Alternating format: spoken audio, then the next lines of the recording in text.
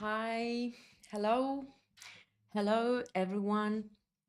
Welcome on workshop for beginners. Welcome back if you already know us. Welcome if you're a first timer.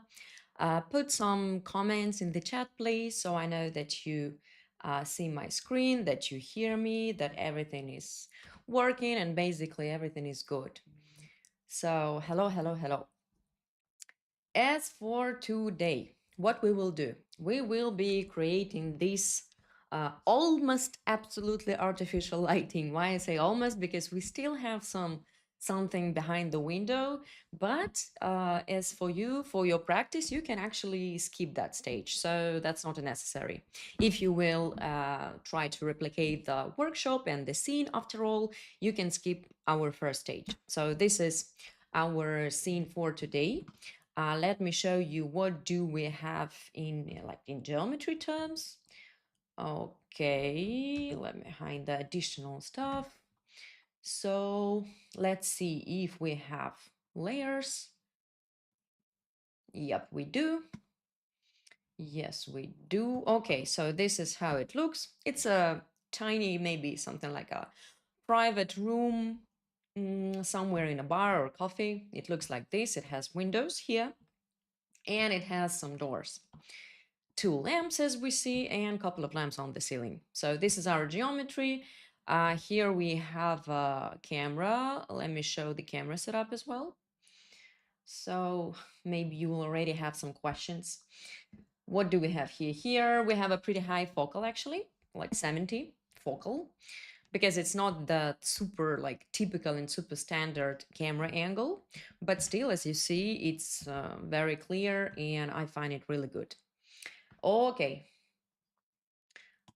And let me remind you, if you have questions already, don't hesitate. Feel free to ask them. I will check the chat a bit later. Okay, so let's start. What do we have? We have everything in one Corona physical material. Let me remind you that I use only physical materials because I believe sooner or later Corona Legacy will not be available in Corona, so I highly advise you to use the physical one. So let me remove it. I have closed it. And let's pick the main material. Yes, here it is. What do we have in our render setup? Let's see. I will reduce the size in case if I will want to do the test rendering. And what do we have here? We have here nothing. Let me set up a time limit, like 5 minutes, it's more than enough. And switch to single map. That's all. Okay, we can start from here. La la la. What will we do? Let's check our image again. So, as I already said, now we will start from the environment, but you can skip that. You can imagine that this is only the absolutely artificial lighting and you can skip the environment setup. You can start right away from the artificial. So it's up to you. I start with environment because I want to see something outside of the window. Basically, I need something bluish and not super bright, not super strong. So what will we do? Maybe you already know if you follow us and you watch our workshops. Uh, Cosmos browser once again, and let's see what we can use here. Maybe not my favorite one for today, maybe a bit different one. Let's have a date, let's sort them, name. And what can we use? Okay, let's go with the 10. It's kind of bluish, it still might give you some shadows. So that's fine, okay. Download, then you need to export it to your 3ds Max. And when will you find it? Where? You will find it in your render setup. So you'll have to open your material editor and you'll have to open your render setup. Here it is. Here's our HDRI. And guys, one remark I want to say, one comment. I use only Corona bitmaps as for HDRIs. I never use like a standard bitmap for HDRI. Maybe that will help you. I don't know. Okay, copy instance, yes. Then I definitely will need to control the intensity of my map, so Corona color correction. And back to our render step instance, yes. What's next? Next, I want to make sure that my camera is locked here. So I see here Corona camera, and I just put on the lock symbol. That's all I need. I can turn it off, and I can start my interactive. And if you think, how do you think? Will I see anything? Yes, I will. And why? Because we have an opening. We have an opening here, as you see. We will kind of block it, but a bit later. So far, we're good. What I want to see. First, I want to hide my curtains, actually.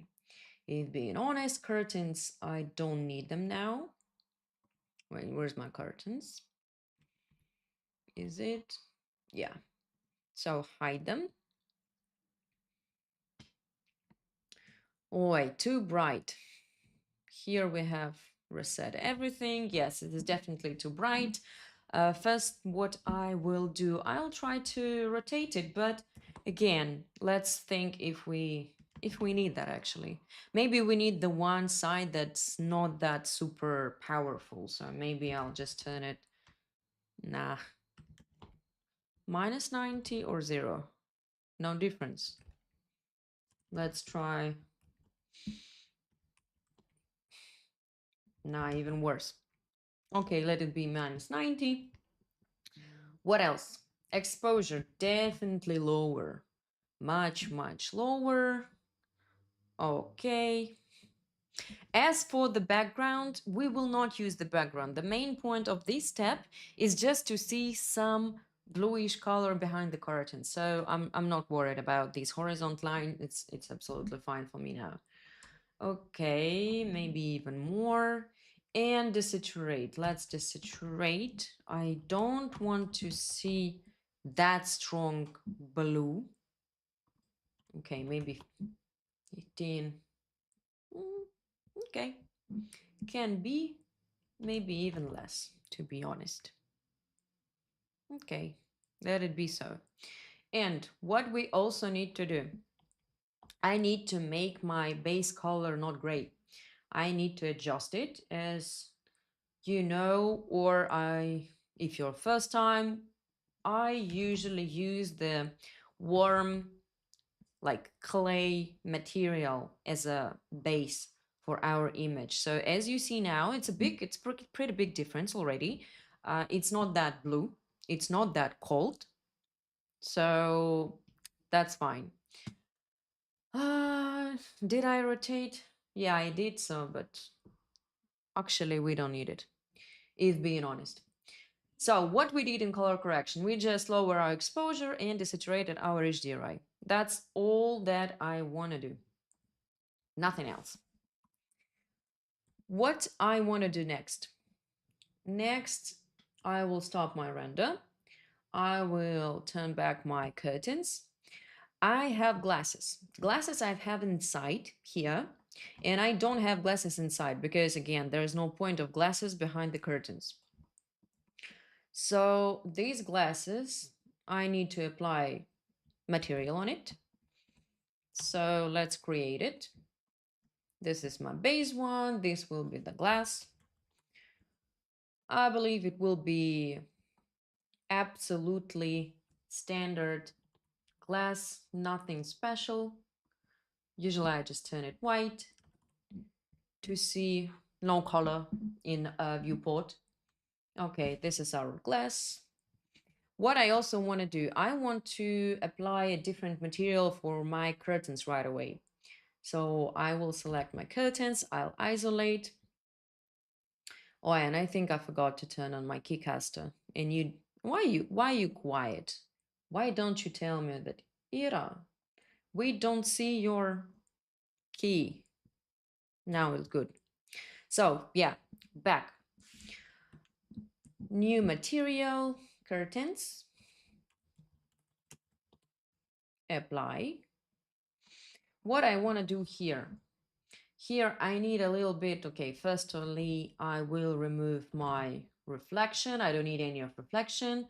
I will use some translucency. Let's start from something like this.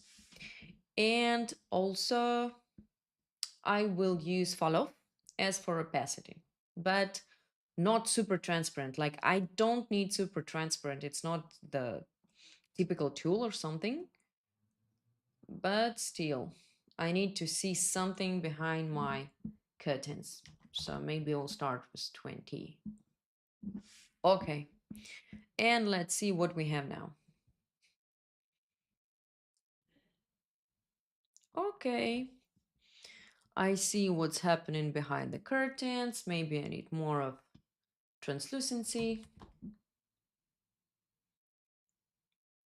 But that actually depends on you. You can play around with opacity. You can actually make it barely visible. Like you can lower it.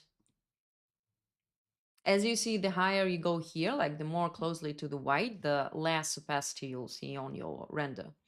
So you can play around with that because that will not affect your lighting overall. So it's up to you per your taste. Okay, what's next? What do we see here and what do we have? Let's take a look at our image.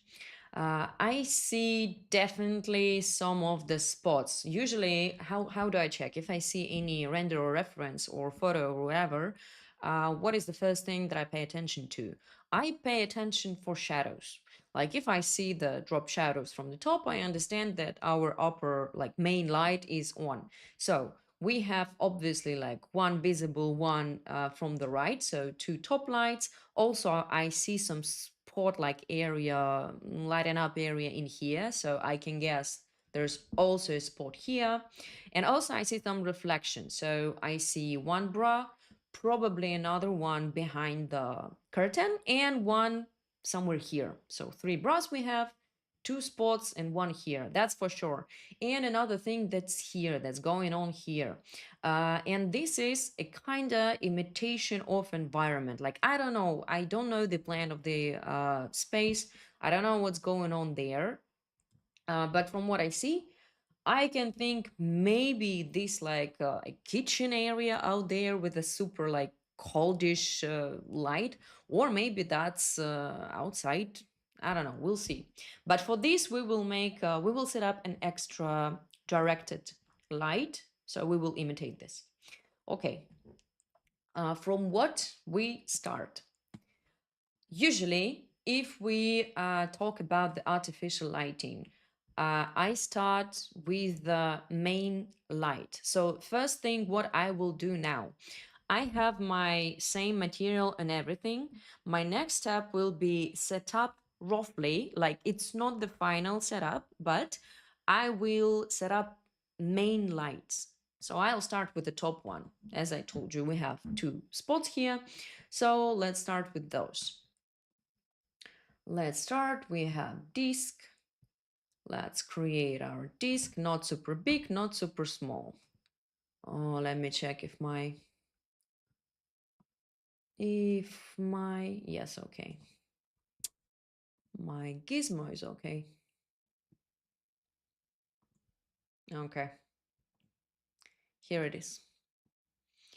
So I set up approximately radius, like same radius as my spot. Then I pull it up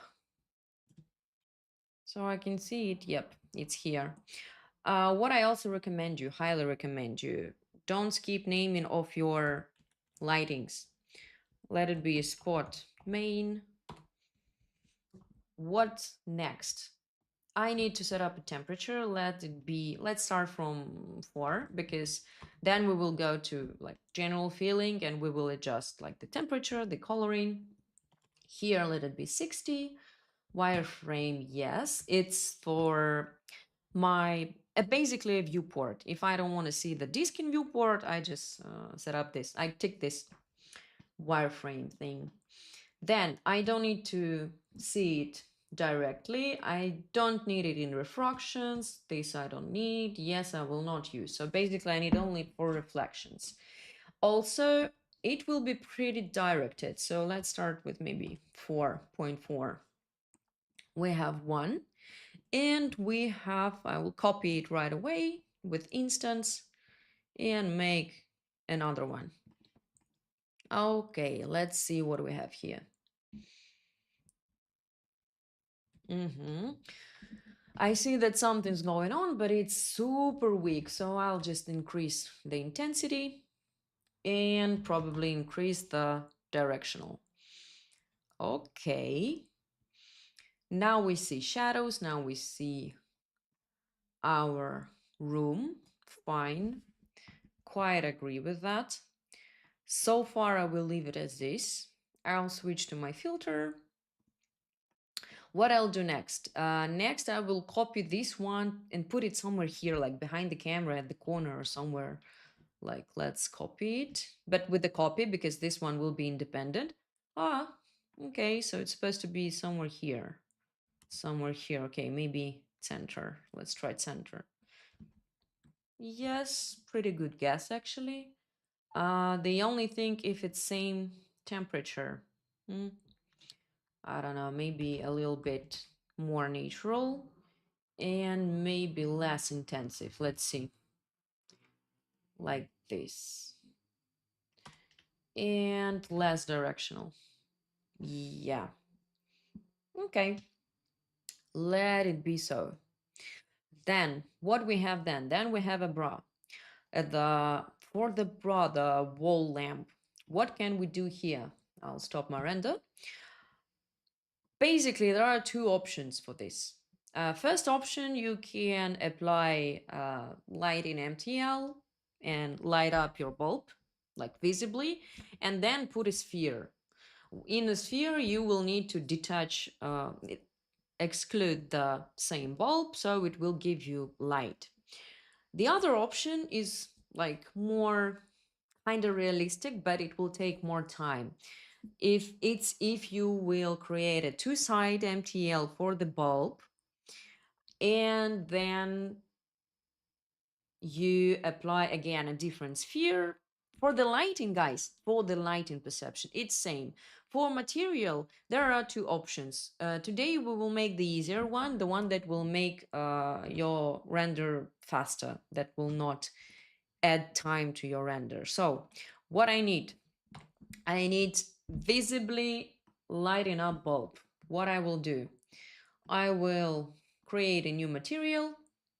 As for materials, guys, you need, again, there is Corona. Okay, let me show you. There is Corona Light MTL. Here it is. Basically, which gives you light and which is visibly on. Let me apply it on my bulb. Do we have another? We don't have a geometry here. No, we have something. Too close. But we will not see it. Okay. And intensity. So how will it look? It will look like this. What can you do with this? First, you can adjust the temperature. Of course, you can adjust the temperature. You can make it basically any color you want. You will not see much of a color here though, because it gives you light. And as you see, it has like light emission that basically says, if you want this material to work as a light, if you want to light up your room with this, I don't want that. I will turn it off because I want only a visible result for this. For the light, I will set up a sphere, a separate lighting, corona light sphere. So far, we have this thing. We can make it more saturated. If you'll see something. You'll see something on the, like the metal around it. Metal or plastic, I don't know what's that. And maybe a little bit lighter. But again, as for beginning, as for start, that's enough. So I have my bulb on. What I do next? Next, I create light. Corona sphere. Same size. actually a little bit bigger than my bulb. And I put it at the same position. Let me isolate both of things. So here's my, let it be wall lamp, or bulb, you can say, name it whatever. I'll make it tad bigger than my sphere, put it somewhere at the same position. But what will I do? I want to exclude this thing. Let's see if we will need that. Let's see. Oh, too much. Super strong. Let's reduce. Same. Okay, it will be warm. So it will be 3,500 probably. Maybe even less. 32. Okay, let it be 32. Same things as for settings, to be honest. As you can see, it's a sphere. We don't need a directionality in here.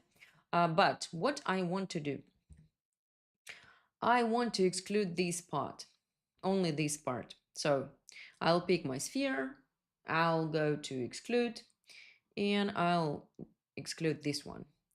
So what it will give me, I will still see the reflections because I have the light MTL here, but it, like my sphere, will not affect this part so much. It will affect everything around it, and it will work like a lighting, a proper lighting.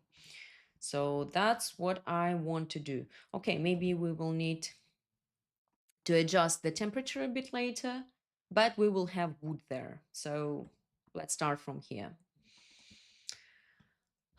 And I will, let's copy it, instance. Let's see if we need it here, somewhere here. This I don't need. Do I need? Can leave it there. And I will copy it somewhere here. Yeah. As for this one, I will make a copy.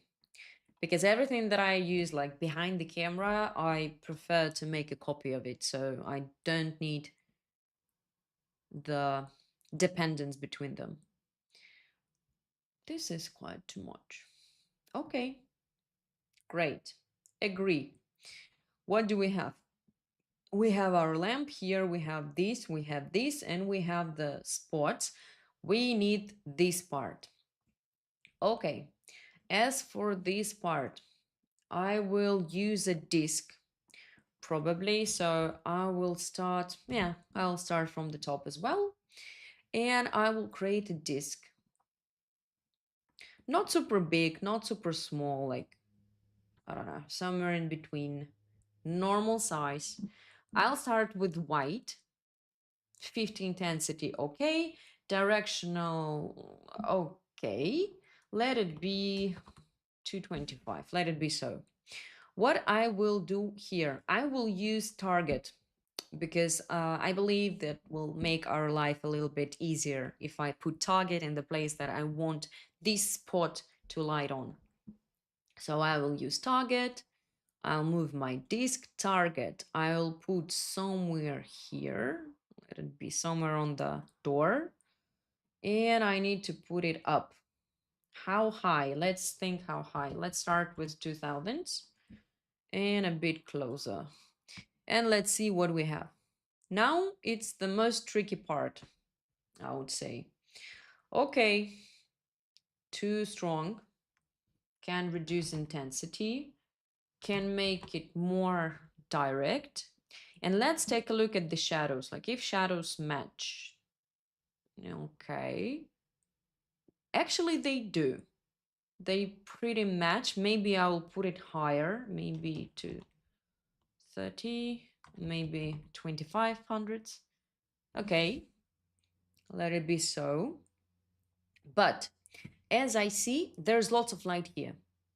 As for composition, as for lighting and shadow composition, this is not so good because foreground, usually needs to be blurred or darker than the main point of your image. So as soon as our like main point is this room, this is too lighten up.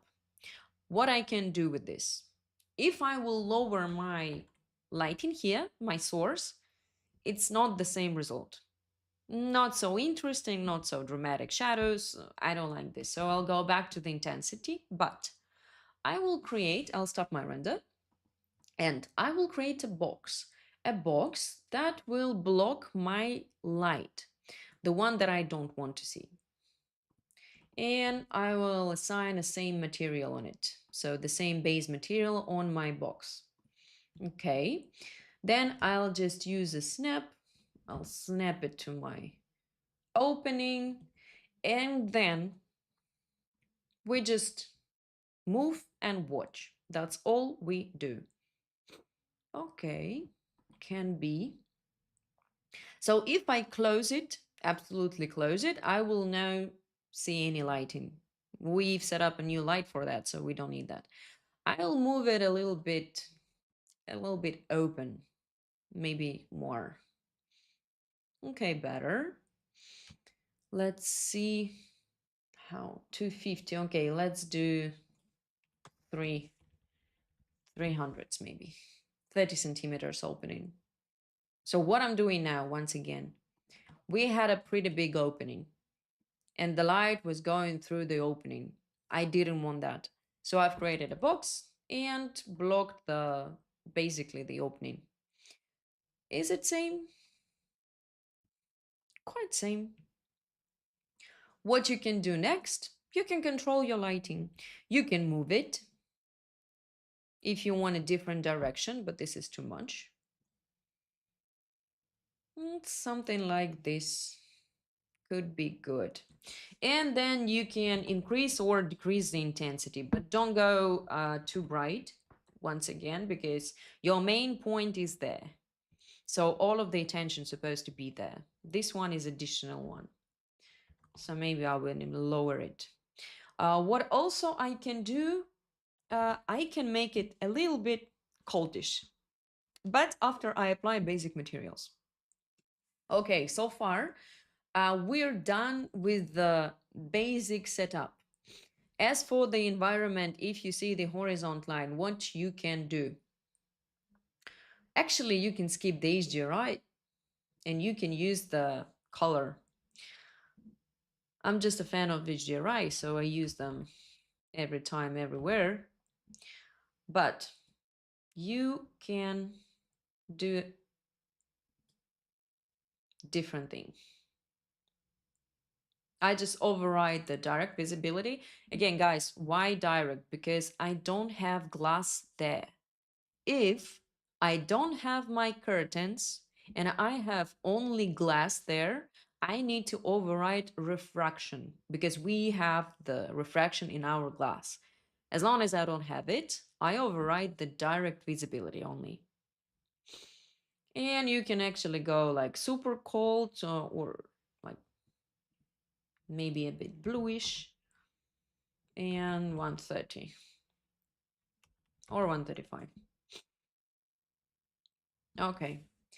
So as you see, HDRI here is not that important. You can really skip it, but I want to see some gradients in reflections. That's why I use it.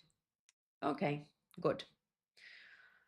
What we have next? Next, I will definitely save because I don't want to lose everything. And I will switch to our general feeling. What is general feeling? It's the time when we have this roughly set up lighting and we apply basic materials on it. You can actually firstly apply materials and then do the lighting. That doesn't matter because that works in complex. Like you cannot do one thing without the other. So I will start our general feeling. Let me delete all this and copy my main material. Okay, this is the main one. Let's start with what? Let's start with, I don't know, floor at the concrete floor. We have a concrete floor, metallic quite metallic doors, carpet, okay, tiles. So our main materials basically is concrete, metal, wood, and another type of wooden ceiling. This is our like tub, the biggest material that take most of the space in the image. Okay, let's start with our floor. Let me select the floor. I'll use something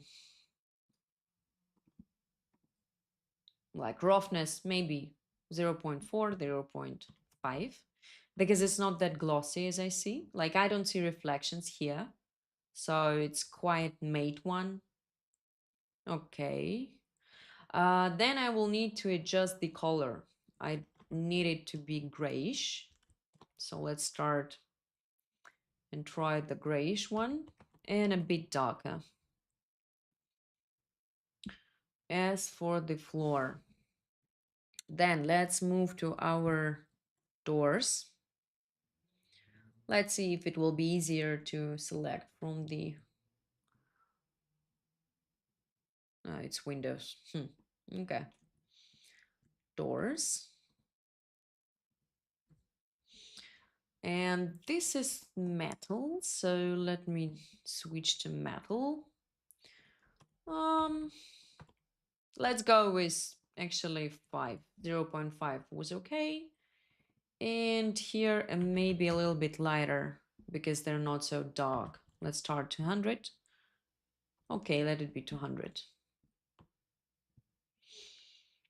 Okay. What we have next? Next, I want to adjust the color of my curtains. What we have? We have beige, something beige. Okay, let's make it lighter. Maybe even more. Yes. And less saturated.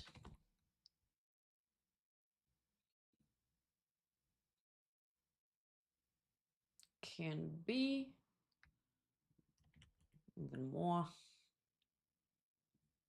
Okay. Let's start with this. Then what we have then? Red we will finish later. Then the wall. This and this is wooden parts. So, okay. What type of wood we have? Quite red. Actually, overall color of the image is closer to red, I would say. So let it be 0 0.35. And pretty saturated, even more.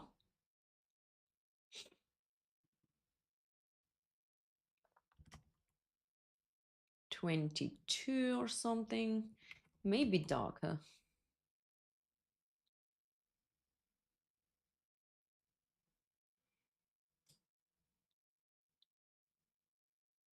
Okay. Let it be something like this.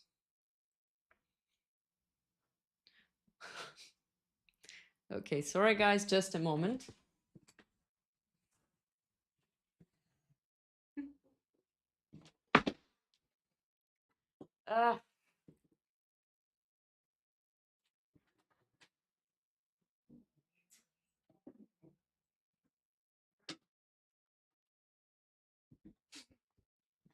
I'm back. Okay, what we might do, as you see, the color of the wood is quite different here. So what I would do, I will apply two different material. If I want it to look same on my render, I need to apply different material because my lighting, it's different here. So let me make a copy of my wood. And adjust the color a little bit. Not so red. Okay.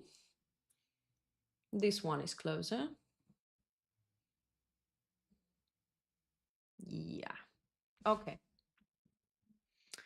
What do we have next? Next, we can do the ceiling. Yeah. Yeah. Okay, let me check your questions. Meanwhile, um, la la la la. Yes, video. You will be available. Video. Rotating. HDRI, guys. As I said, HDRI is not that important. You can actually, in your practice, skip this part. I just wanted to have some impact on reflections. That's the only reason why I've applied the HDRI. La la la la la. D5 render. I do not use D5 render. I'm a true fan of 3ds Max. I've been working in like my first interaction with 3ds Max actually happened back in 2015, I think. So like 10 years, for 10 years, decade basically already. I know it. And so far, when I have tried like different ones, the different softwares, I never switched. So I'm not a help for you in D5 render. Nice cat, yeah. Thank you. Okay, maybe a bit lighter for the ceiling. And more yellow. And maybe less saturated.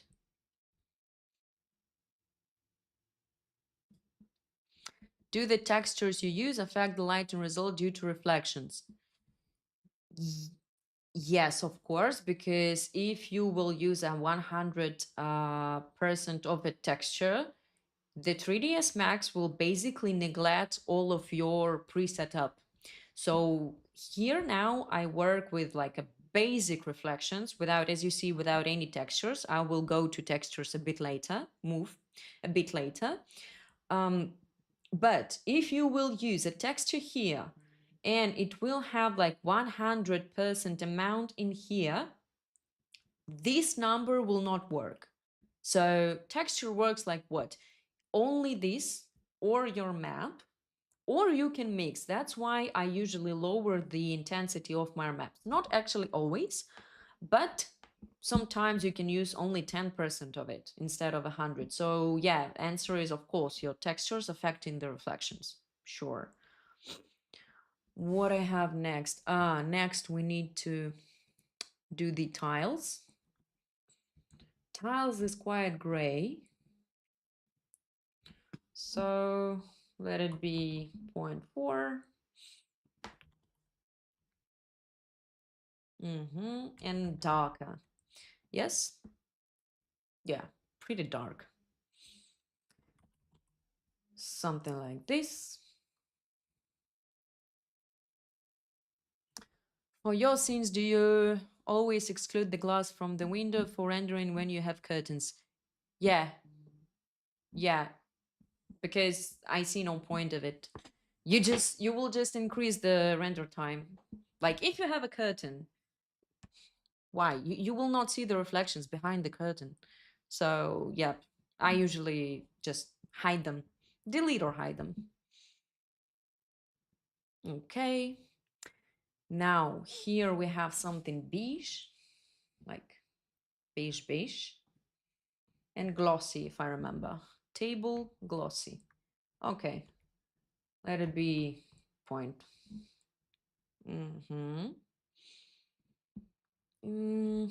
Lighter, maybe tad lighter. Be careful here. You will see, like, if your spot is super directed, if you have a quite big directional, and you will have in different like situation, you will have a white table on it. Be careful with overexposure here. That will might affect the area as well. Okay, then let's move on to our carpet.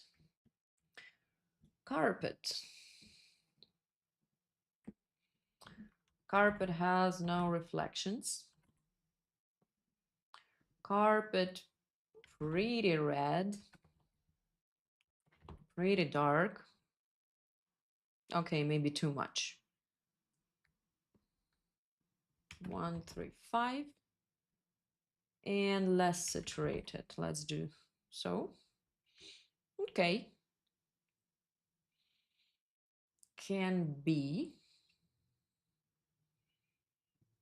Okay. What do we have? We have this thing. So I'll copy the carpet so it will be like a matching color. And I'll turn back the reflections. It's glossy. I need normal IOR. And I need a lighter version of my base color. Maybe 175. Something like this.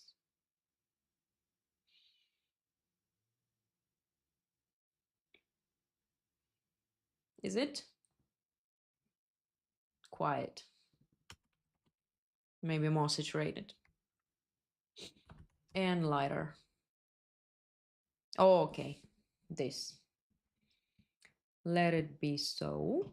We have left table. We have a table still waiting for us. So let's copy. It's a paint, some yellowish or orange paint, not that glossy.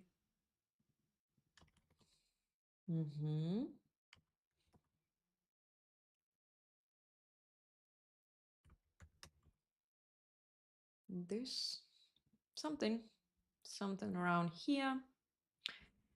What else? We have our sofa. For the sofa is what? Sofa is gray. And here armchair is gray. Okay. Sofa, no reflections. While using HDRI for lighting as well. You mean if I hide my glass while using HDRI, if I have a curtain? Yeah, I use HDRI, and if I have a curtain in front of my window with the glass, I will not, yeah, I hide the glass. Yep. Sofa. This is my sofa. It needs to be not so saturated and darker.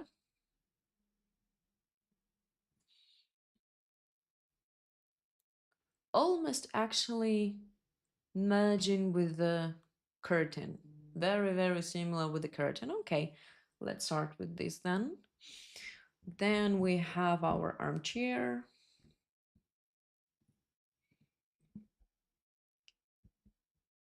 Okay. A bit lighter.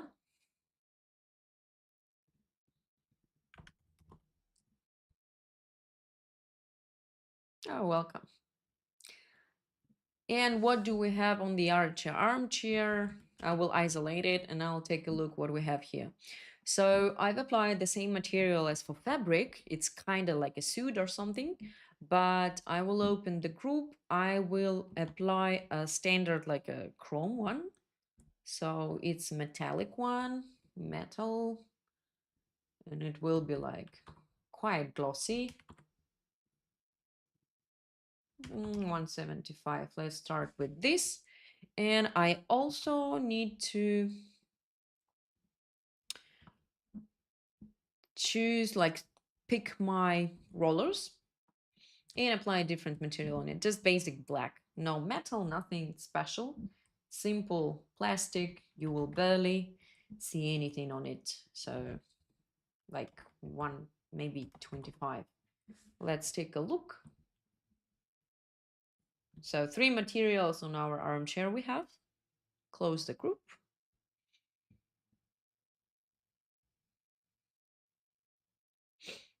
And let's see if it's what we want. Let me zoom in. Metal can be lighter. Way lighter. Okay. Fine. Oh, and I forgot about the legs on the sofa. So let's open the group and do same. I actually will apply the same metal for the legs in the sofa. Yeah. What do we also have? We have some of the bronze gold dish part here as a baseboard. So I will just apply different material on it. And let's make it not so glossy, more matte and more saturated.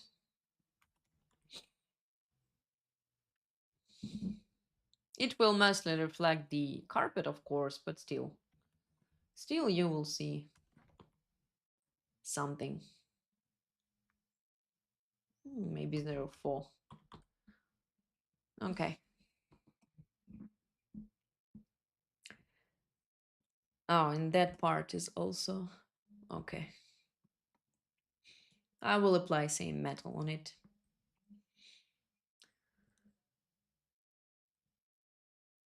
And as for the wall, let it be black. Is it black?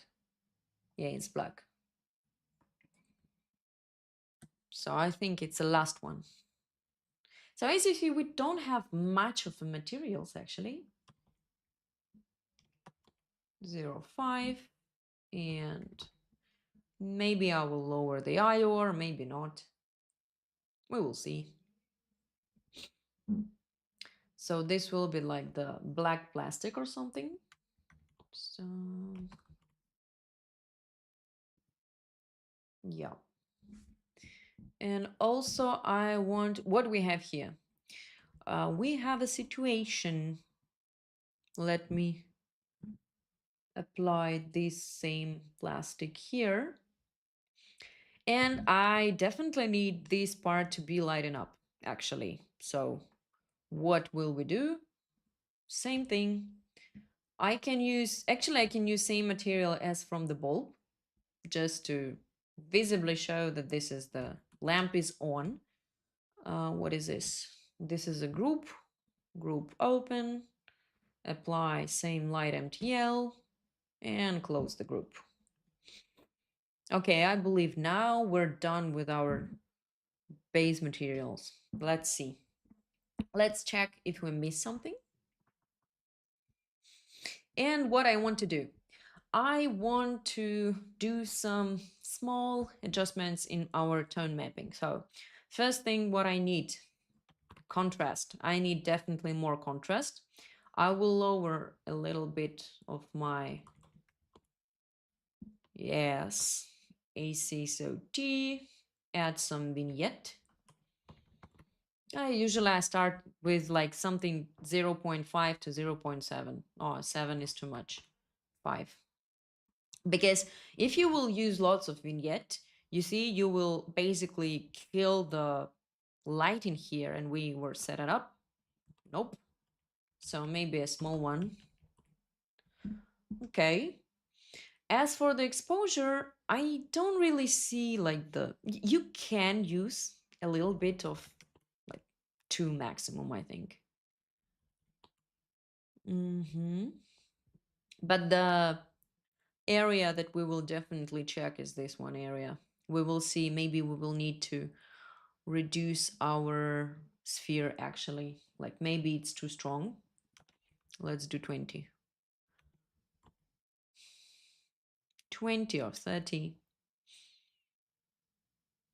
Okay.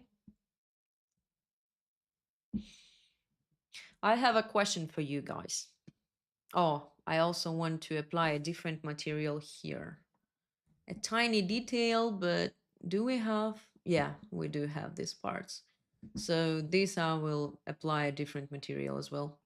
So I have a question for you guys. Do you understand like the reason why I do general feeling? Like, do you understand the purpose of general feeling? And have you already tried general feeling in your projects?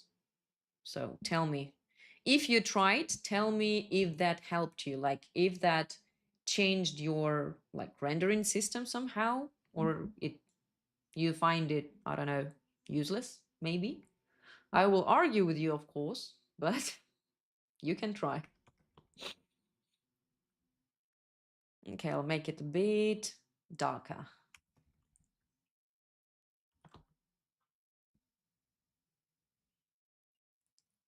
Something like this. Okay. This is all our materials. Now I'll delete them. This is how our semi-ready image looks like. What I want to do, I want to make this light a little bit cold. So let's do so. Let's do it. I want to add a little bit of blue.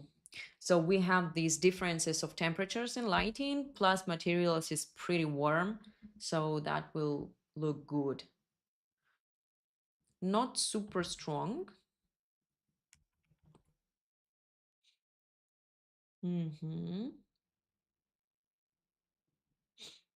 Because if you go super strong, like for example, let me show you.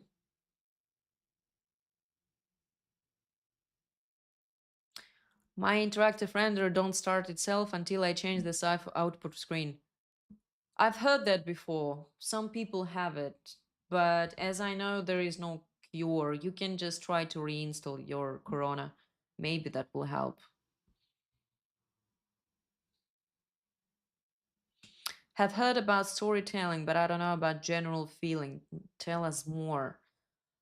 Basically, the thing that you're watching me doing now is general feeling. What it is, this when you apply lighting, camera, and basic materials with reflections, which gives you the mood of your future render. Like this image, this stage of the visualization, we name it and we call it a general feeling stage. What it gives you, if you work with a client, like if you work like with them in a CG company and you have like art directors, you have clients as developers or clients who's not sure which camera angle they want to see, we show them the general feeling stage because it gives them absolutely like same feeling of a final render. The only thing, like, imagine you come to me and you tell me, Ira, we need to do like a bar. For example, we need one image of the bar, a private room, like warmish lighting, something like soft and very, very warm and cozy. And I'll tell you, okay, I'll show you a general feeling stage. And I come to you with this. And I tell you, we have a camera angle like this. We have a lighting scenario like this and basic colors of your materials already applied. So the only thing is missing is the textures. But trust me, more than a half of people, of the clients, already understand how what will they have in final as a result. So this is a very important stage because you give yourself a direction of your final render. Because if you compare the final result and general feeling stage, they differ, but not like dramatically. They're very, very similar to each other. Again, the only thing is missing is textures, but everything else is same. Tutorial for V-Ray. Oh, I need to install it first. Okay, I'll think about it. But I believe maybe Daniel had recently a V-Ray tutorial. But okay, I'll talk about this. So we're done with our general feeling stage. We move on to textures. So I wanna again save. Thank you, didn't know. Oh, now you know. So use, guys, please, who, if you hear about general feeling like first in your life, if you never tried it before, I really recommend you trying it. First, okay, let's be honest. Firstly, you might think that this is like ridiculous, like what's the point of it and this and that. Uh, everyone had this stage of doubts, to be honest. Like all of our students, they were like, "Ugh, why? It's weird. Like you delete all of the textures, then you reapply the textures. Like it's a kind of double job." But guys, this is not the double job. If you think how much time you spend on pick on every material from the object, adjust that materials on the object, that will take more time than you just delete everything and reapply your own materials as I do now. But as you see, I don't touch the decoration. Like if we have trees or something. Um, as for the background, we also delete the textures, but we have them in archive. So if you have a super close up on it, if you need textures from your trees or your decorations, you can easily find them. Let me show you one thing. I also want to mention actually organization, because every project that I work on always have three folders: render, max, and in folder. In folder, it's all of the income information. So anything you have like references, maybe layouts, elevations, anything like anything from the project, you store in folder. In max folder, basically it's all of your scenes, all of your versions of your scenes. In render, it's final render or your stage of the render. And in max folder, there's always a hell a lot of versions for your scene, because as for me, I prefer saving every stage. Like if we have modeling, then for example, lighting, then general feeling, and then like textures 1, textures 2, textures 5, or final 3, final 5, etc. So I'll have all of this stored here. And of course, you have a maps folder, which you will like with all of the textures that you will use in your project. So this is also very, very important. Okay, so we've saved. So let's move to our textures. And same, let's start from the floor. Um, textures that you include at the end, they are with no saturation. Don't really get your questions. There are two types of textures. Like, look, we start from floor. So I have two textures from the floor. I have a colored one and I have a black and white one. So black and white, like a grayscale desaturated, I use for if I need like reflections, bump or whatever. And the colored one, I use for the base color, like albedo or diffuse, like whatever you called it. It's all same. So if I want to set up a floor, what I do, I start from reflections, always, all time reflections. You just copy, like drag and drop your texture to the max. Then I will use something like 3 meters. It's a floor, base roughness. Let's see if it shows. Yes, it shows. Okay. Let's check what we have. And also what I want to do, I want to add my render element for reflections. So I can check if not reflect, if my reflections work. So F10 or render settings, render elements, add, and you will need essential reflect. What it gives you, I will show you now. Now from beauty, from your final result, basically, you can switch to reflect. And on reflect, you see how your textures work. That's why I use it. I find it very convenient and handy. First, you will see if your texture is properly mapped. And second, you will see the reflections of your material, because sometimes on the beauty channel, it's quite hard to see. So as someone asked a question about the texture, if texture affects the reflections, of course they do. Like, look, I use my, like, this is the base material and this is the texture. So all I need now is to adjust my texture or amount, like intensity of it. If I do like 50, my texture will work like twice less will be more matte, as you see. And this number will start working. This is how they work. Back to beauty. So yes, I see nice reflections. Check if there is no tiling, but usually you will see tiling only on like big surfaces, so not here. What I do next, I copy my texture and I drag and drop the different one, this one. Or you can drag another one. Why I copy? Because I want to use the same size. Or you can drag and drop the new one, say assign the same size and use it. That's not a big difference. Do you use Corona materials or make your own?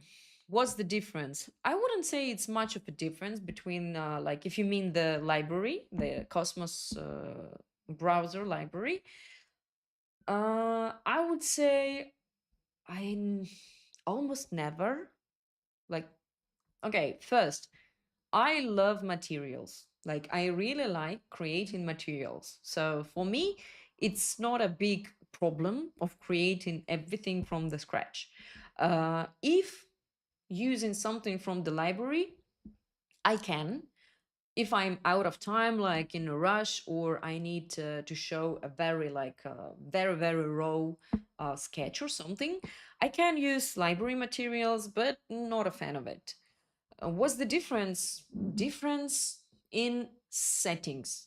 I like my materials being set up the way I do, like, because I know the result, I know the outcome, I know the final of it. When you work with someone else's materials, you don't know why the person did it that way.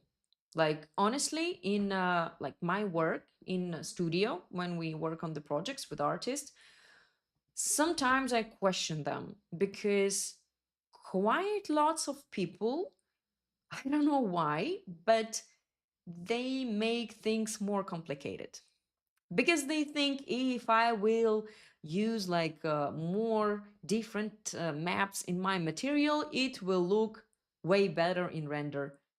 That doesn't work like that. You don't need to complicate things, and you have to understand that basically everything in 3D, like in CJ, is quite easy. And as you see, we don't have like super layered or difficult materials because you can achieve absolutely same result with a less settings.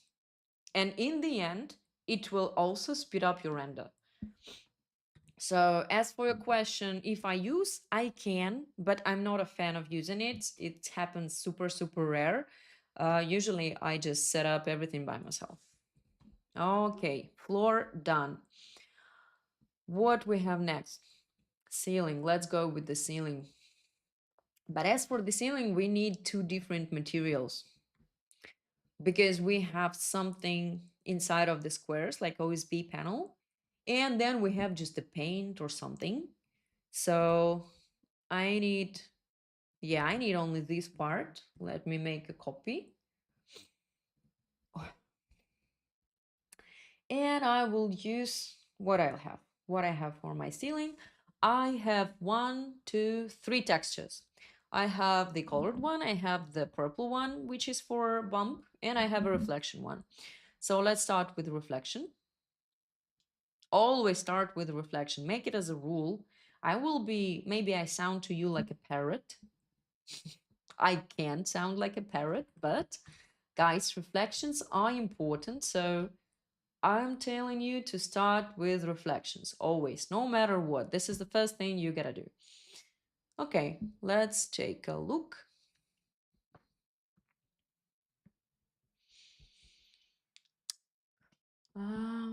What do we have here? We can zoom in a bit.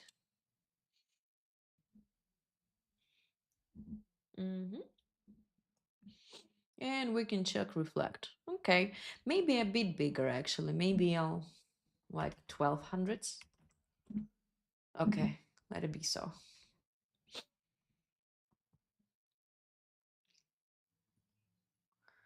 Again, you can use 100 amount if you like the result.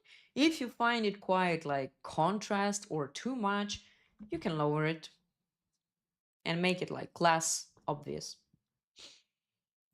Okay, here, agree. Next, I need colored one. But I will definitely need to adjust the texture. So let's do what? Maps, general, color correction.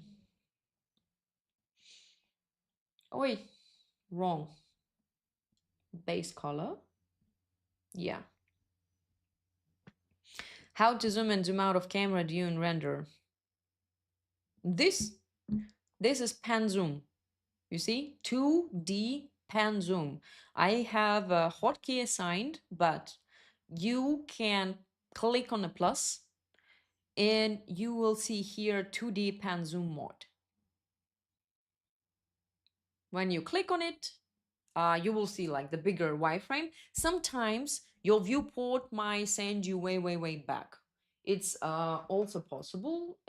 Don't get nervous or stressed. You just need to zoom in. Like sometimes it can show you something like this. It's fine, it's okay. You just need to scroll like closer and closer to the point you want to see it. You can move around here, like you will not affect the camera. Everything will be okay, but you will see your materials like pretty close. And in the end, you just click on plus again and again on 2D pan mode. And you're fine. What is the difference between roughness and glossiness? Well, if no theory, like if we don't want to get into nerdy talks, it's quite same. It's just the different ways that texture work. Like same texture can work a bit different if you switch between roughness and glossiness. The majority of ready-made textures, they made for glossiness. In that case, guys, let me show you. If you see, like if you use the PBR textures and you see the glossiness, not roughness, you can, let me create you a new material so I can show you. So you have advanced options here. In Corona Physical, MTL, you have advanced options. And here you have roughness or glossiness. But notice, if you use glossiness, here this number works a bit different. Like, let me open it. For the glossiness, 1 is absolutely glossy. 0 is absolutely matte, while in roughness, it's vice versa. So, long story short, it's almost same things. It's both reflections. It's just different like systems of working with reflections. Let it be. So I hope you understand this language. Okay. Do we need to make it darker? Let's check if we need to make it darker actually. Lighter. We need to make it lighter. Let's make it lighter. Maybe a little bit more. And desaturate a little bit. Or in the end, you can desaturate because now we have a pretty like saturated and vivid colors. So you need to calm it down a little bit.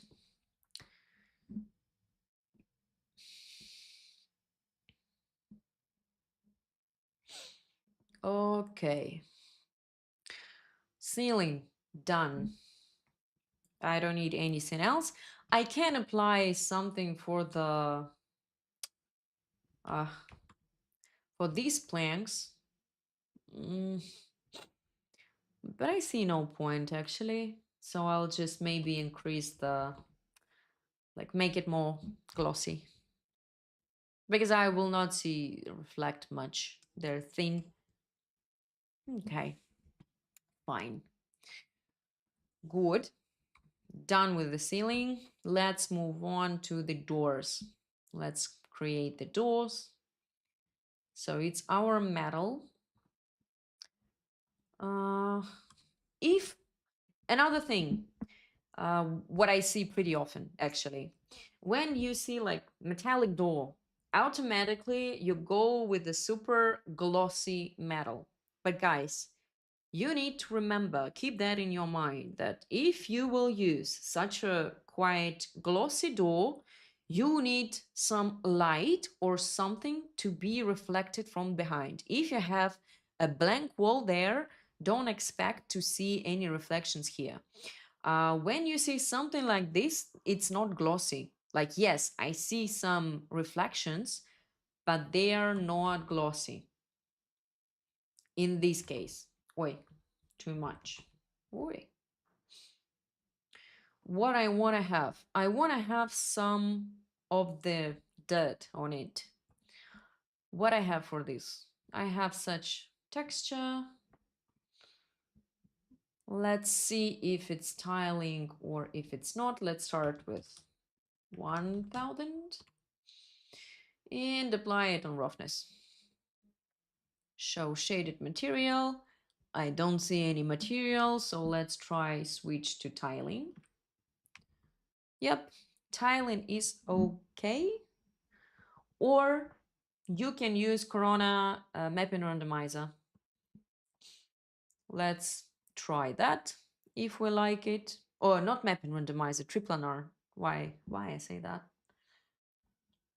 Here, here. Too big. But the thing about triplanar, you will see it on your render.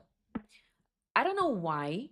Sometimes it works, but most of the cases, it never shows you the like, oh, it does. Today it does.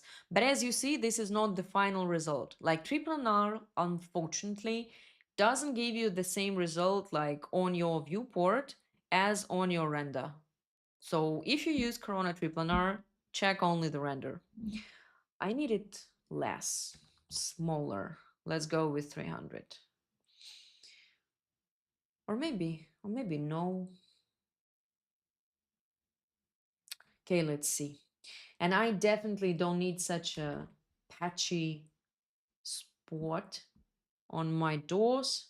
And I will use same on my base color, but also not super strong. Like I need this feeling of painted, like one monocolor metal, but with some subtle spots, patches, dirt, whatever you call it.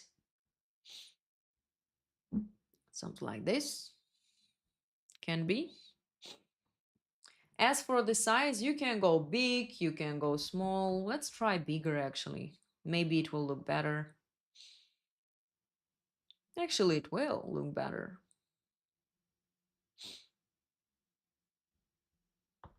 Ah, 700s. Let's start with 700s.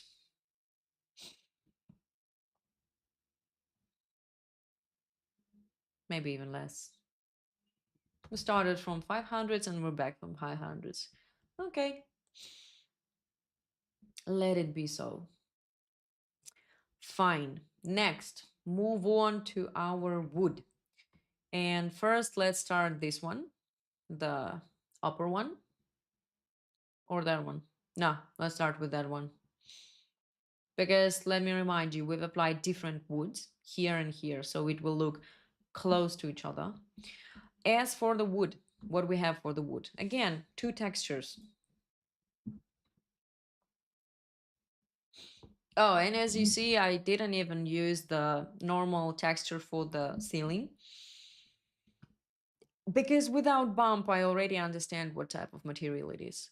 Guys, especially if you're new here, please remember that bump is not a must on simple, like basic materials. What I mean by basic materials, basically every material except the fabrics. Like for fabrics, yeah, okay, I agree, but you should be careful with the bump on fabrics because sometimes you just go too strong. Too strong bump, never good result on the render, so don't do that. As for the plaster, concrete, wood, OSB panel, whatever, anything you see here, like where will we use bump? On the carpet, we will use bump.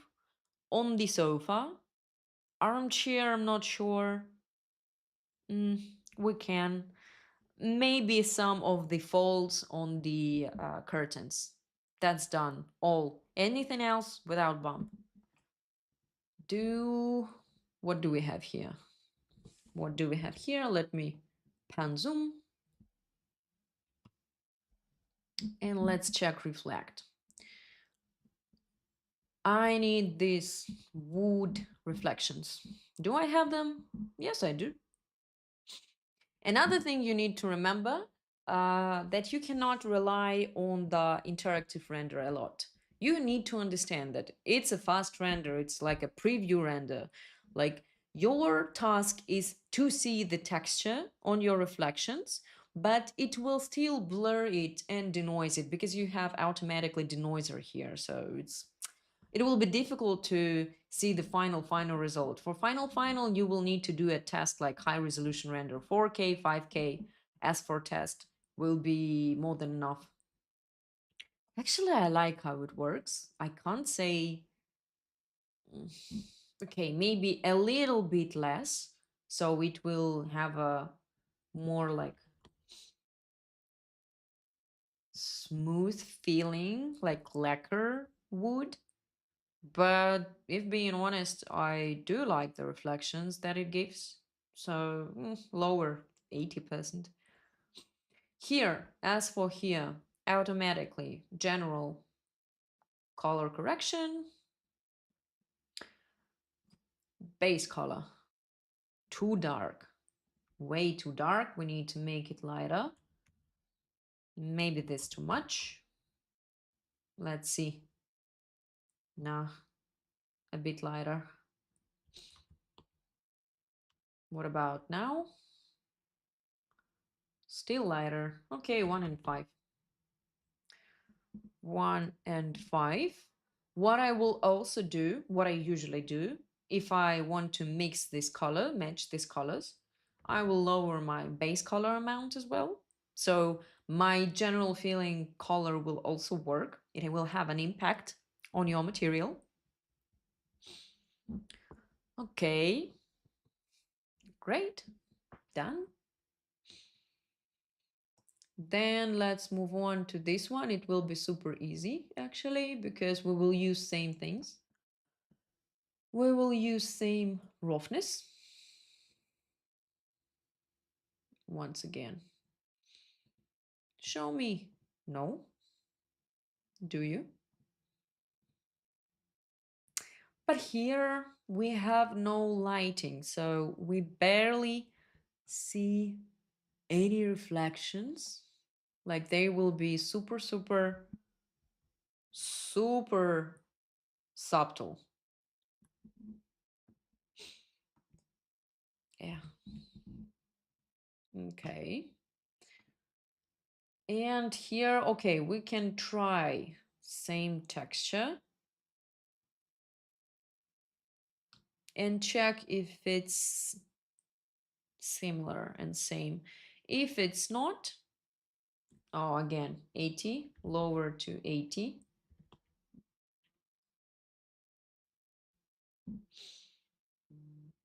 Why don't desaturate to 0 the texture to keep the base color?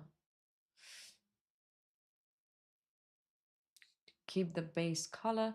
You mean why I just don't use amount 0?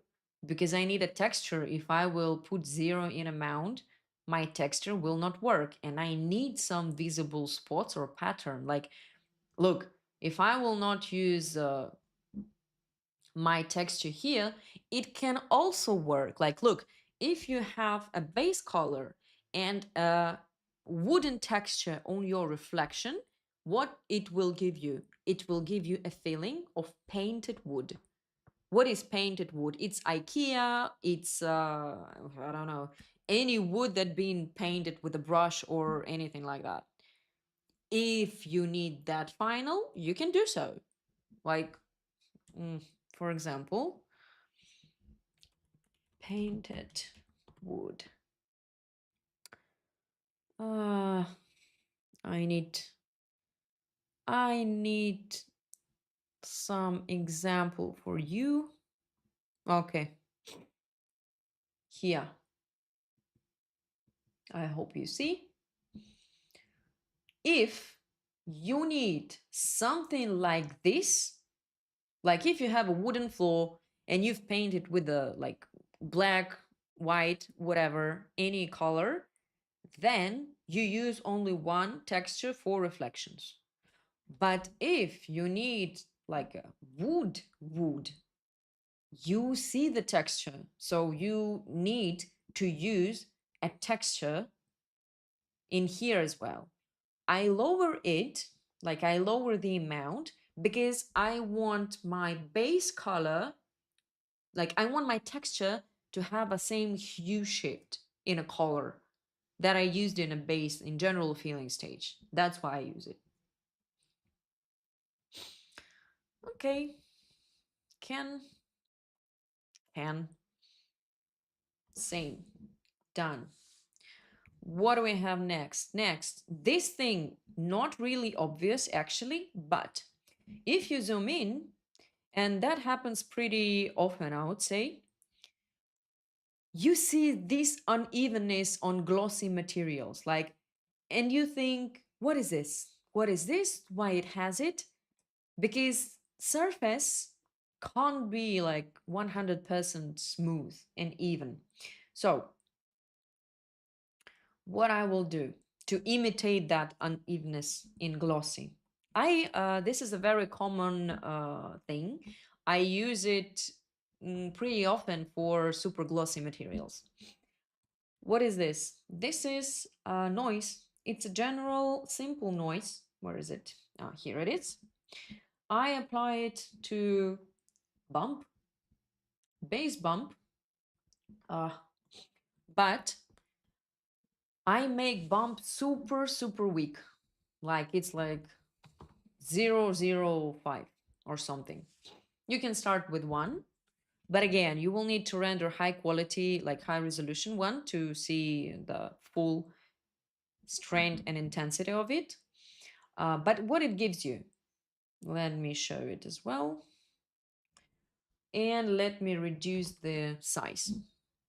This noise will give you that glazed tiles. This is what everyone, every workshop, every course, almost every, I don't know, second student asking me how to make a glazed tiles. What I mean by a glazed tiles, when you have something very glossy, but with these like weird reflections.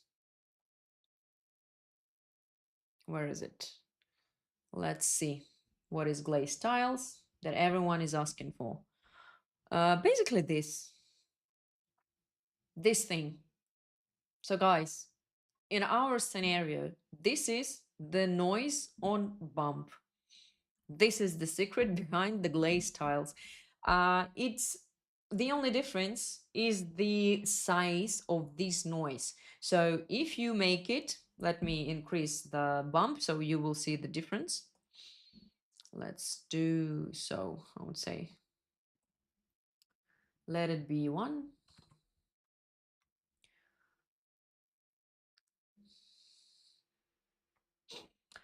So it can be bigger, like 15, for example. No, 15 is too much, 10. Or it can be super small. This is your glazed effect, that reflections. Here, you will need to wait a little bit more to see the final result. But now you will just see this strong, super strong bump. So what will we do? We will use maybe 5. And as for bump, okay, let's start with 1.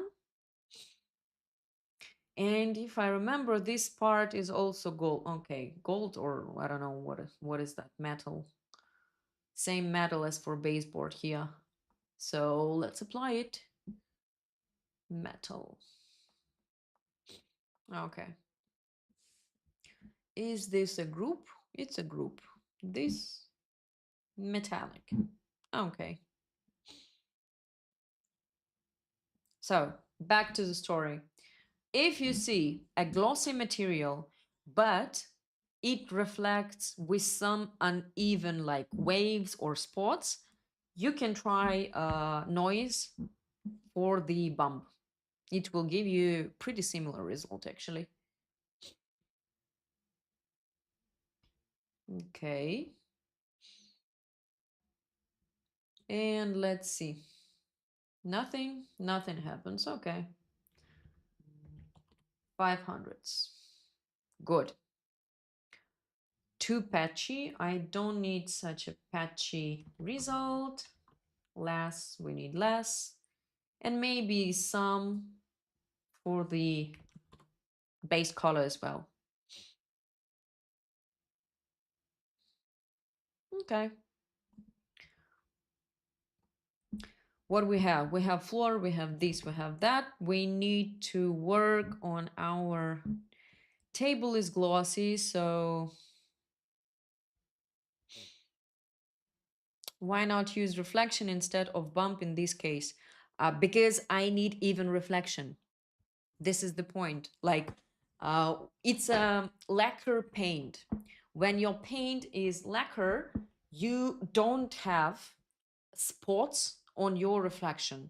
Like if you take a look, like if you will take a, I don't know, cabinet, like door cabinet, and you will like look at as it's in the mirror, you will see yourself if it's a glossy lacquer like paint, but your reflection will be noisy. So we imitate this noisy reflection with very weak bump, because every surface, like you cannot find a absolutely perfect surface. Like even if you order like a brand new kitchen, they will claim that their doors like super smooth, but come on, nothing is perfectly even in our life. It's a nature, it's world, it's fine. As same as you will not find like a absolutely 90 degrees angle in any room. That's fine. But these imperfections, when your surfaces has some bump, like unevenness, this that gives you these realistic reflections on your renders. And from this point, you need to work on your visual experience, and you need to notice how this or that material reflects and behave in life in different lighting scenarios. That will be okay. Okay, let me speed up so you will not spend all of the evening with me. Move on. Tiles. We forgot about tiles. As for tiles, we have these 4 different textures. So maps, general, multi-texture, if a standard one, where are you? Here you are. Or Corona multi-map. Basically, it's a same thing, not lots of a difference. 4 of them. As for here, again, this is like smooth tiles. Is it glossy? Let's see. Let's make it more glossy, like a glazed one.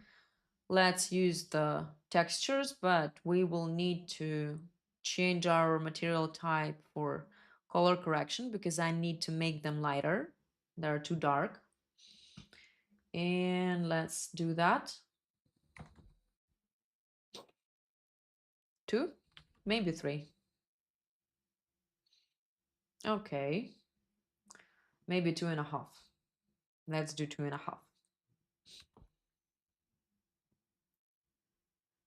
What's next? Let's mix with color.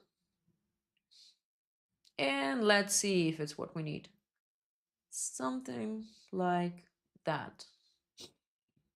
What you can also do when you use a multi-texture, you can use gamma randomization.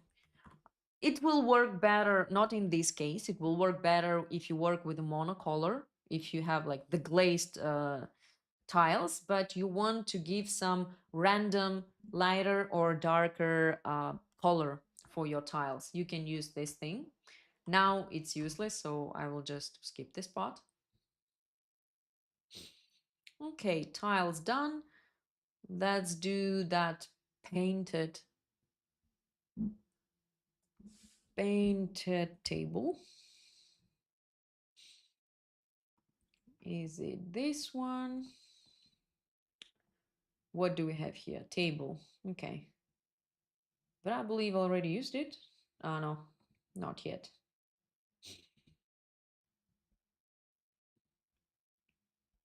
Table. Okay, let's start with something small.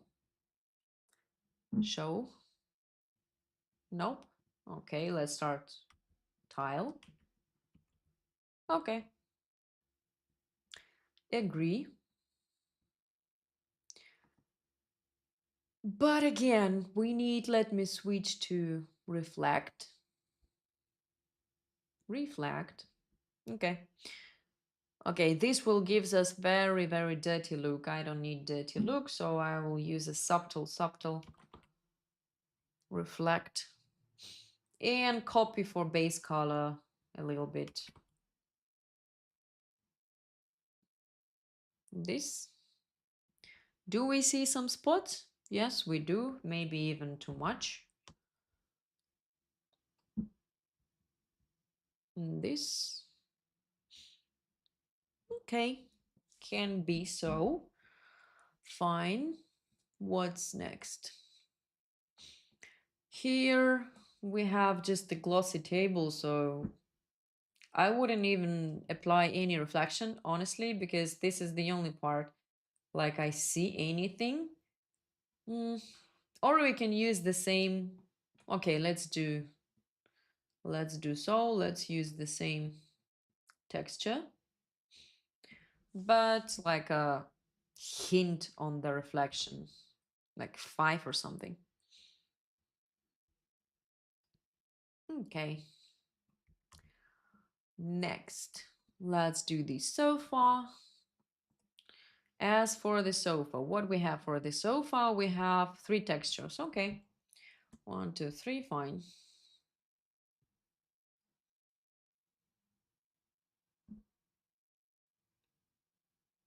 Boy, still thinking.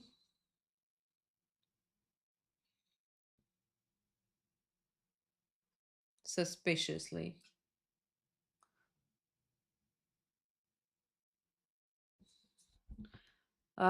Probably they're big. Guys, the other thing actually about the optimization of your scene is to check how big is your textures. Like, don't use 4K textures for everything in your scene. That's useless. You will only increase the time of the render, so don't do so. Okay, let's start with the bump. I will switch to tiling all of the textures.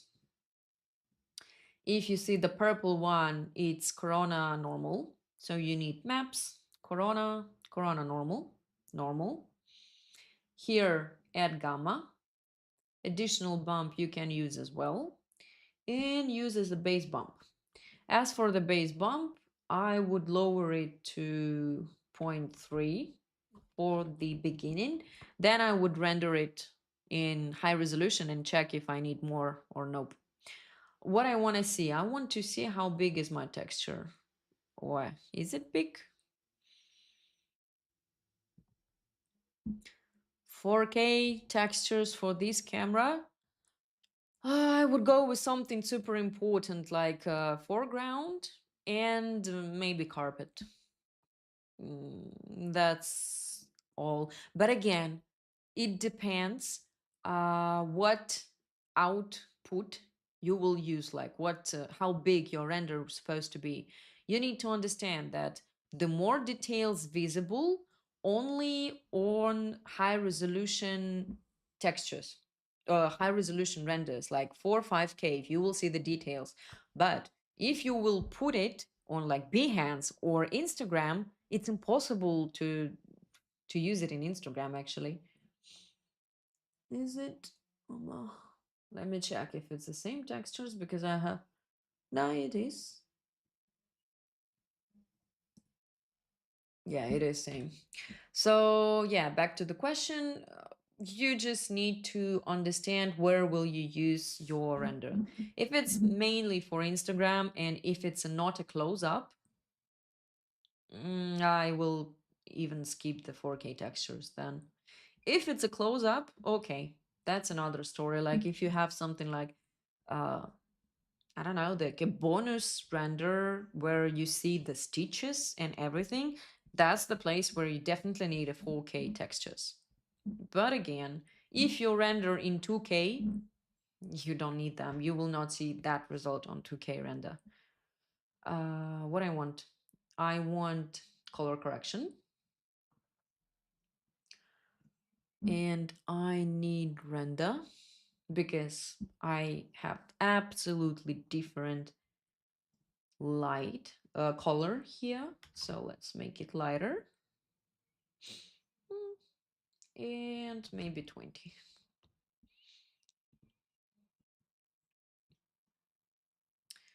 As it's the fabric, I will use Falloff almost every time. Almost. Not every time, but almost. I use Falloff.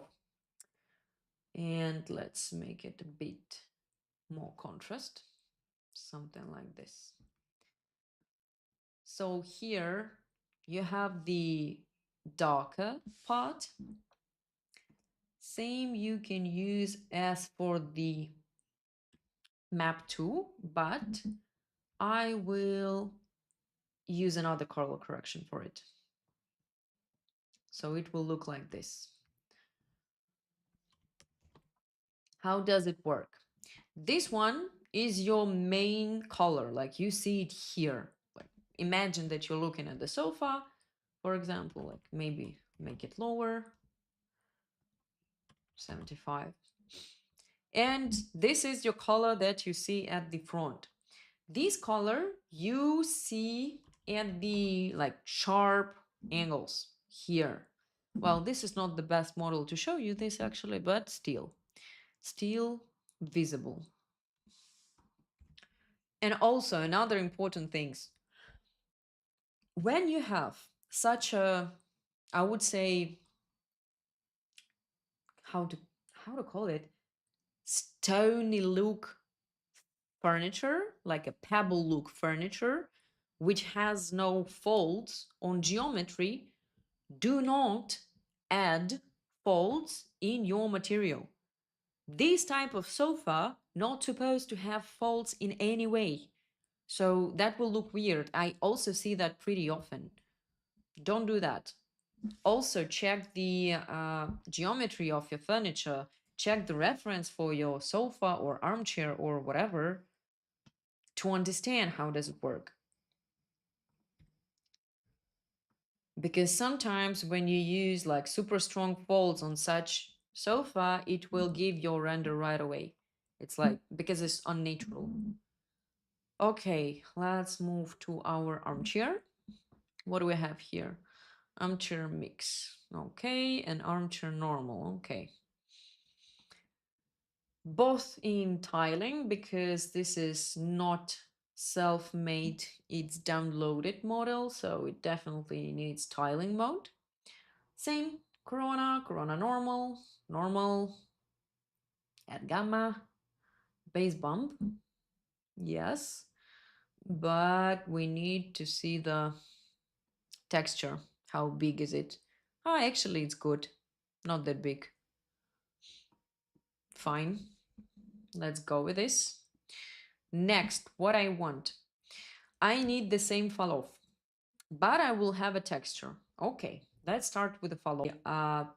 Parallel or something. It depends on you. It depends on what result you want to achieve. So as for now, we'll go with the standard one. When you will like change the curve, it will affect your Falloff as well. Like it will make it more darker, like more contrasted, or less contrasted if you want it. You can always reset curves. So you can start with we will work with the standard one. We will not change anything. What we do next? Next, I put the same color as I applied in general filling, and we'll make it a bit lighter. So we will have this suede feeling. Suede, velvet, velour, whatever, that fluffy feeling. But maybe I'll desaturate it a little bit. Okay. But I also, let me save, because just in case I want to save.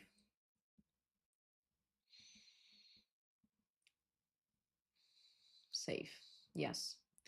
I want to see some of spots on my cloth, on my fabric. How can I do that? For that, I will use Composite, a standard composite map, which sometimes super underrated. So in Composite, I'll have this texture, and I will use this texture. Let me also show it here. Does it need adjustment? Can make it bigger actually, because it has seams. Or this is the, yeah, it has seams. You can actually use the same texture from the metal. It's also okay, like this or this. Let me show you the same stuff with the table, not the cloth. Like the same textures we used on the table. No, this definitely needs to be bigger. Or you can also use the triplanar again, it's up to you. So, experiment. You need to be open to experimenting actually. We have this now. What I'll do, you can change the blending options, like the blending mode, same as layers in Photoshop. You can go with average, with a soft light, anything. Like first thing I do, I try average. Then, if you like the result, but you find it quite like contrast, like too much, a bit too much, you just lower the opacity of your texture. So you will still see some of the pattern on your fabric. It can be this, it can be that, whatever. It can be any black and white map. You can increase the size, you can decrease the size, and check the result. But this one is not good as for now because you see it has seams, so we need to randomize it. So I will not use it. Nope. This bad. This can be. Or you can choose the different blending option. You can go with a soft light, you can go, usually, let me show you what works. Soft light, spotlight also works pretty good, but as you see now it's super contrast. Spotlight blend can be,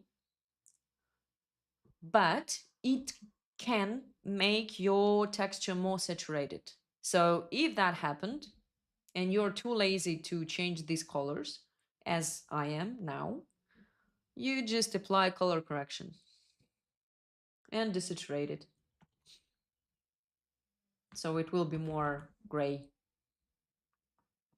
So once again, we have a Falloff to have this feeling of the fabric.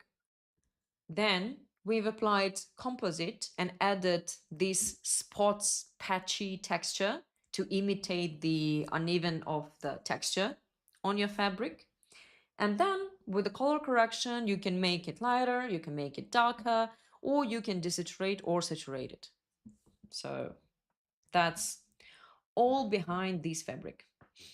These have so the curtains and the carpet. Two last things. We're almost done, so I will be checking the chat soon so you can ask questions if you have any questions, because we'll be done soon. Okay, let me check the floor. Maybe I'll 70. I want more of the spots on the floor. Okay, so curtains, curtains, curtains. What do we have for curtains? Do we?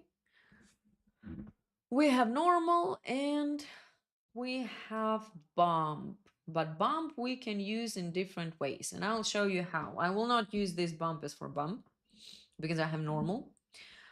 I will use this thing as for translucency.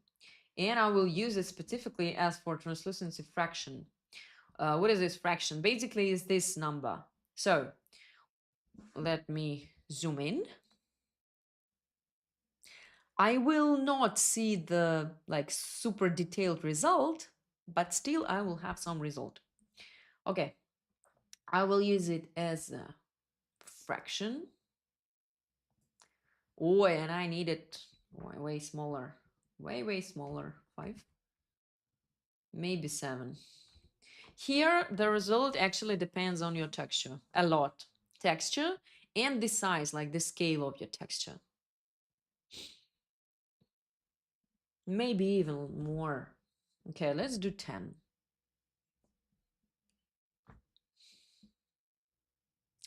And wait. So where I use this map in here, what it gives us, when the environment, the HDRI that we've applied, it gives us subtle, very weak lighting, but still gives us lighting. And we used thin shell and translucency. How translucency works? When you have a light source, it will show you, it will work as a opacity, but without having opacity, basically, as you see now. So when you use only color and the number, let me show you. Like the bigger the number, the more effect you will have. The smaller the number, the less like impact from the light you will have. This thing used for curtains, different curtains. If you have a blackout curtains, you don't need this because it's not lighting through.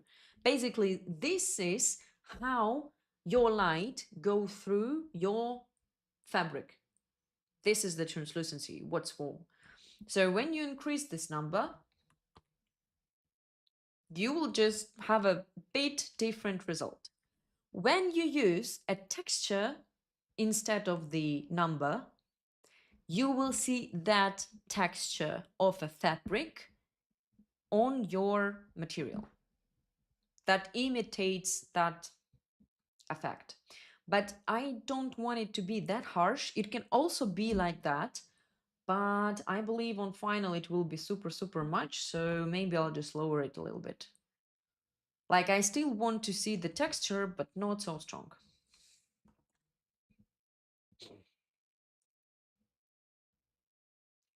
The velvet fabric material technique is equal in V-Ray reflection parameter. First, velvet has no reflections. That's rule number 1. If you use velvet, suit, fabric, no reflections. Just keep that face. Second, yes, anything like Corona MTL, V-Ray MTL, absolutely same thing. Corona has roughness and glossiness. V-Ray has roughness and glossiness. Corona has bump, reflections and base materials, opacity and everything. V-Ray has absolutely same. So you can apply this system on V-Ray. Actually, I would be only happy if you try the same situation and scenarios in V-Ray, and next time if you come on a workshop, you will tell me if it worked or what issues you could have, what issues you faced. But yes, guys, because I've started with, like, if you ask me, back in 2015, Corona didn't exist, like in my country at least. So I think it didn't exist at all, actually. So I've started with V-Ray, and I was on V-Ray. I still use V-Ray sometimes, but because we work in a studio and everyone in studio works with Corona, so I use Corona as well. And I can tell you, as a person who started with Beret, switched to Corona, it's the same thing. It's like you have an Android phone, you have iPhone. It's still a phone. That's all. If you know and understand the logic behind like opacity, reflections, bump, and everything, like what it gives you, it's same. It's even same names, this or that. So not a big difference. You can. My answer is you can. So lastly, carpet. Our carpet. I know people have struggles with carpets. Um, but we will make a super fluffy one. Like as you see, it's not super like the fibers is not so long. Where is my carpet? Carpet bump I have, and carpet mix I have. So mix is for my base color if I want to see the uneven patches on it, and bump is for bump or displace. Like actually, what else? Let's start with what? With bump. Yeah, you will not see it, but okay. Again, guys, carpet, unfortunately, I understand your struggle because I have same struggle, but carpets need to be rendered in high quality. You will never set up a carpet in like blind mode, as I say. You can only do that if you already have a super working like texture. You used it everywhere and you're super sure in it. You can use this texture for displays. You can use it as for bump. It actually doesn't really matter. The only thing is matter is the texture. In our case, it looks like this. And second thing, how big is this texture on your fabric, on your carpet? It's pretty big. I don't need it that big. I need it to be way smaller and even smaller. Hmm, maybe. Maybe something like this. And in the end, I'll just test it. As for displays, let me just briefly explain you how displays work. You will see the minimum level, maximum level. So basically, if you put lots in your max level, you will see that geometry is pushed through like this map. Let me show you here. Here. Guys, this one of the mistakes that I see also. Um, you can use and displace, but use it too much as now, so it will affect the overall color of your carpet. It can make your carpet look weird or darker, way darker than you need. So don't do that. If you use displays, be careful because also this is quite like source consuming thing as for your PC. Like if you're low on your RAM, don't go with the displays. Go with the bump and you'll be fine. So I want this. And maybe you already guessed how will I do that. I will use general composite. Composite layer 1. I have this black and white, come on, texture. Here it is. I will not zoom a lot. Here it is. And I need to make it color. Like I need that color. Same story. You can also use mix, but I prefer this one. Same story. You create new layer. You create Corona color. You just put the same color from your general feeling. You connect it to layer 2. And all you need to do is find a nice blended way, a nice blending mode. Let's start again with average. No. Soft light. Nah. Overlay will be too contrast. Nope. Spotlight can work, will work. Okay, and then if you want that to be less strong, you lower your patchy texture.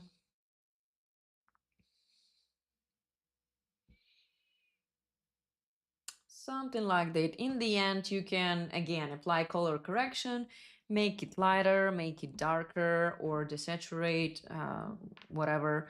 Also, lastly, last thing that I want to tell you, let me again save. Okay. We have a pretty, like, this carpet is popped out, it's super saturated, so it will affect other materials. So sometimes you might, like, imagine if you have a white ceiling, like, we're done with this, congratulations. But imagine that you used like white ceiling, let it be white. Let me make it white. So what will happen when you have a colored, like a carpet or wood or a floor, for example, if you have like a yellow floor or reddish floor, wooden one, it can affect the other material. In that scenario, you need to create a different material, which is called rate switch. And what you do, you apply this rate switch material on your carpet.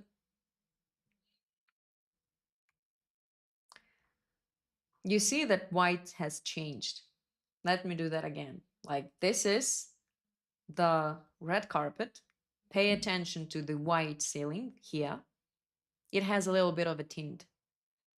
And let me put it to direct override and apply ray switch. You see that your white ceiling became more lighter and more white. This is physics, guys. This is how very saturated materials work in reality as well. If you imagine the white walls and wooden yellowish floor, your white walls won't be white in life as well. But if you want to avoid this in Corona, in your render, you can do this. In V-Ray, it's called override MTL, V-Ray override MTL, if I remember correctly. It has same things. You just need to, what you basically need to do, you put it to, I will show you how it works actually. Let me show you. And this is, promise, this is last thing and I'll let you go. This is when you use your material as direct override. That means what you will see directly, same as HDRI overrides. If you use it as for refract, here you will not see anything basically, because you have no refraction. Like if you would have a glass, you would see the same carpet behind the glass. This, if you use it for reflections, again, if I delete it, I have like my white ceiling. If I use it for reflections, my reflections will be kind of tinted, a bit tinted. And same for the global illumination. Basically, you need this for the shadows, because if you will not use anything here, you will not have shadow. So usually I do this and this. So direct, I can see my carpet, global illumination, I can see shadows from my carpet. As for reflect, I just use a separate material, which is usually gray, not like white or something. So it will not affect my reflections. But you can also skip it. Like you need to, if it's a first time for you, just try using this in different scenarios. Oh, I lied to you. Sorry. I use gray one for the global one. My bad. Why I need this as a must? Because without global, you will not have your shadows. So you can make a copy of your material. Usually how I did it, like I made a copy of material. I just delete all of the color. If I had a color, I just desaturate it, maximum desaturate it. Everything same, I leave, like reflections if you have, bump if you have, I leave everything. I don't delete that thing. I delete only the color in the base color. And you just, in refract, for example, I want to see this as well. And here, but for the global, so you will not see the effect, the color affecting other materials. Only for that purpose, you use the gray one. Okay, done. Give me questions if you have any, because if you have no questions, what can I do? That you have a last chance, last opportunity to join the beginners course if you want to see more of the things like this, and if you want to hear me more often. I don't know if you want or no, maybe you want. Yes, our course starts on May 19. First, you will find the scene in a description of this YouTube course. And no worries, this workshop will be available. We will not delete it. It will be available so you can recheck it. The scene you will find in the link that you already have in your chat. And also, you have a special offer as you attended the workshop for 2 hours. You'll have a special offer for the course. So let me check the last question that I have. So the area will be large and strong color only. Should I use ray switch only for objects with many colors? Because I usually, why you use? No, you don't need to use ray switch for every color, every object. I usually use ray switch only if I see, like if it's super noticeable, that your material affects the other material. For example, if I need my like white wall or gray floor be gray and white, and I see that my carpet or my wooden panels or something else affecting it, only in that scenario I will use a ray switch. It's not a must. It's more like 30%, maybe even 20% out of 100.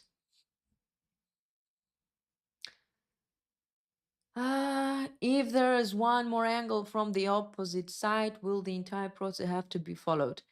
If you mean the camera angle from the behind the camera that we have, we have nothing there. Let me check. We have nothing in the behind. As you see, we have a blank wall.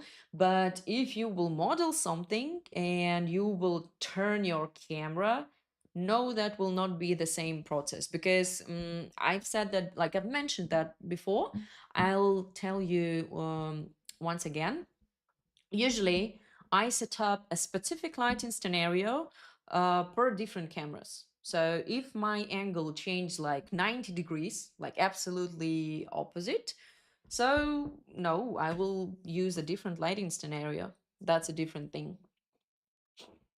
Composite works on velvet materials also. Composite works everywhere, guys. Composite works anywhere. It can be floor, it can be concrete, it can be plaster, wall plaster, it can be anything. It can be fabric, it can be painting, whatever. Composite is very, very universal thing. Okay, so once again, if you're still wondering if you should learn or no, please come, I'll teach you, and let's wait to our next workshop. I don't know yet what it will be, we will see. But thank you for being with us. Thank you for your questions, for your time, and hope to see you on the course on May 19th. Bye bye.